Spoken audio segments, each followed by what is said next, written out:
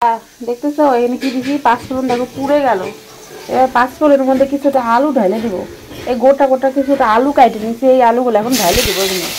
এই দেখতে পাচ্ছ এই যে আলুগুলা, এই যে আলুগুলা নিলাম দুই তিনটা করে হাতে, যে এই কটা উঠে এই কটা নিয়ে এই যে গরম কড়াই মধ্যে ঢালে দিব।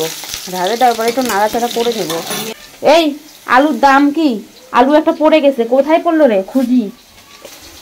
এই যে কিছুটা এই যে আরো আলু বাইতে ছিল সেগুলো নিয়ে নিলাম। বাবারে বাবা, যেই আলুর দাম, আলু ফেলা যাবে না। ওরে এবার ছাড়ে দিলাম রে। আলুগুলো একটু ভাইজে নিলাম, ভালো করে একটু লাল লাল করে ভাইজে নিব। আর এখানে কখন বসাইছি ডাল, এখনো সিটি দিতেই আছে, পড়তেই আছে সিটি। দেখো এখনো সিদ্ধ হতেছেই না। এই যে এই যে এই যে আজকে মেনু বাঁধাকপির ঘন্ট, পাঁপড়ের ভাজা, বাঁধাকপির ঘন্ট, পাঁপড়ের ভাজা, আর এটা হচ্ছে মিশালি ডাল। এই ডালটা আজকে রান্না করব।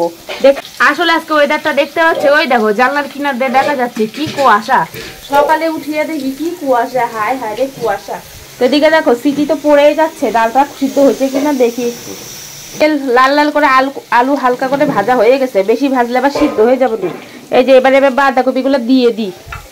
এই যে বাঁধাকপি তেলের মধ্যে পড়ে গেল। এই যে এমন করে নিয়ে নিয়ে উঠাইছিলেন।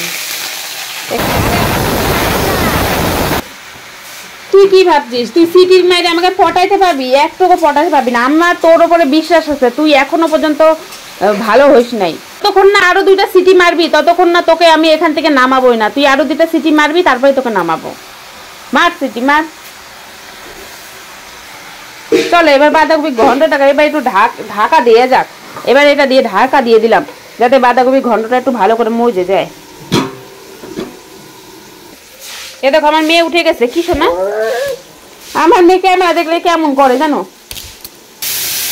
আর এদিকে দেখো আমার বড় যা কি রান্না করতেছে, গোটা গোটা আলুগুলাকে দেখো কাটিয়ে একদম পেঁয়াজের মধ্যে ছেড়ে দিয়েছে, তারপরে একটু ভাজা ভাজা করে নিচ্ছে। তা আমি একটু নাড়াচাড়া করি, আমি না নাড়লে আবার তার তরকারি স্বাদ হয় না, ওই জন্য আমি একটু নাড়াচাড়া করে দিচ্ছি। আর দেখতে পাচ্ছ এর একদম হাড্ডি গুড্ডি সব ভেঙে চুরমার হয়ে গেছিল, একটা বড় অ্যাক্সিডেন্ট হয়ে গেছিল। তার জন্য একে কবিরাজের কাছে নিয়ে যাওয়া হয়েছিল। ওখানে গিয়ে দেখো এর কত জড়িবুটি করা হয়েছে। এখানে ভেঙে গিয়েছে, এখানে ভেঙে গিয়েছে, এখানে এখানে কি বলবো, এত ভেঙে গিয়েছে। তারপরে দেখো একে কি করা হয়েছে, তারপরে শেষে সে একটু ঠিক হয়েছে।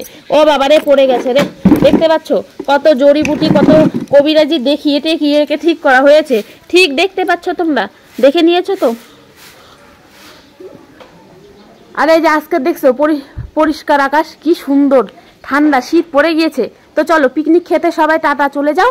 আর আমি ব্লগটা এখানে শেষ করছি, বেশি ব্লগটা বড় করলে তোমরা আবার দেখবে না।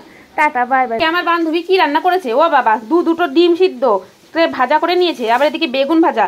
বাহ, শীতের দিনে এই খাবারটা তো জমে ক্ষীর। টাটা, আজকের মতো ব্লগটা এখানে শেষ করলাম। ভালো লাগলে তাড়াতাড়ি লাইক কমেন্ট শেয়ার করো। আর এগুলো দেখে একটু লোভ লাগলে একটু সামলে থাকো, কারণ আমার বদ্দির আবার না তো পেট খারাপ হয়ে যাবে।